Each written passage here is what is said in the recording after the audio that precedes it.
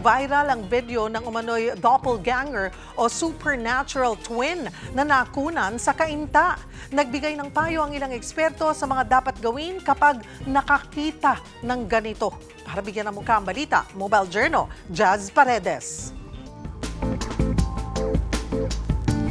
Pakilakilabot ang karanasan ng isang babae mula Cainta. Nakita raw niya ang doppelganger ng kanyang asawa sa kanilang mismong tahanan. 2024 pa raw ang bidyong ito. Pero ngayon lang naglakas loob si Aki na i-post ito. 2:00 ng madaling araw, biglang bumukas ang pinto. Bumungad ang mister ni Aki.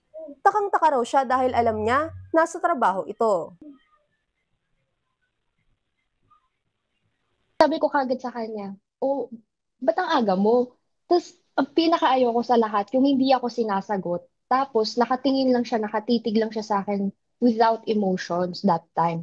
Tapos, siguro kung napansin ko lang na walang anino, baka nagsisigaw na ako. Sinundan pa raw ito ni Aki, pero Pagbaba ko din ng hagdan, parang nagtaka ako na ang dilim. Tapos, tinatawag ko siya, Frank. Frank, tinatawag ko siya na walang sumasagot. Tapos, nung pagtingin ko dun sa pinto, naka-double lock siya.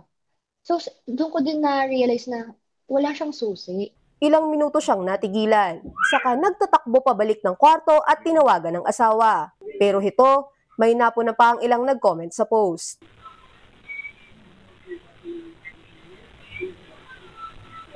Sabi nila, doppelganger daw ang nasaksihan ni Aki. Isang supernatural double ng isang nabubuhay na tao. Pinasuri namin ang video sa isang paranormal analyst at ito ang paunang obserbasyon niya. Doon ako sa sound medyo kinilabutan. Medyo nakakatakot nga. Pero katulad nga nung nabanggit namin, more on objective kami.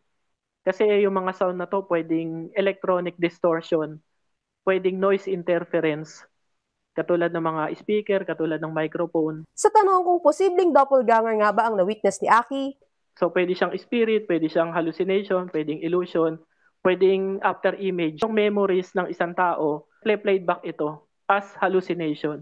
So, at ibang paliwanag na katulad ng sinasabi ng simbahan, ito raw ay mga spirit, mga evil spirit na nanggugulo para lokohin yung isang pamilya or lokohin yung ibang tao. ngunit nangangailangan pa raw ng personal investigation upang makapagbigay ng konklusyon. Sakali mangyari ito sa inyo, heto ang payo ng eksperto. Huwag magpanik, huwag matakot, relax lang. And then, mahalaga yung prayer and faith. Huwag natin kakalimutan yung prayer. Mas okay na huwag na lang muna mag-react. Kasi for example, ito ay totoong supernatural spirit. Sinundan natin, sinigawan natin. Paano kung magalit sa atin? Sang-ayon dito ang isang pari. Payo pa niya, magpa-bless ng bahay at ipapray over ang pamilya. I think the best shield or armor that we have, or the weapon that we can have, is prayer and faith. If you believe in God the Father, the creator of heaven and earth, the most powerful of all beings, why would you be afraid? So pray and have faith. Kapatid, Mobile Journal, Jazz Paredes po hatid ang mukha ng balita.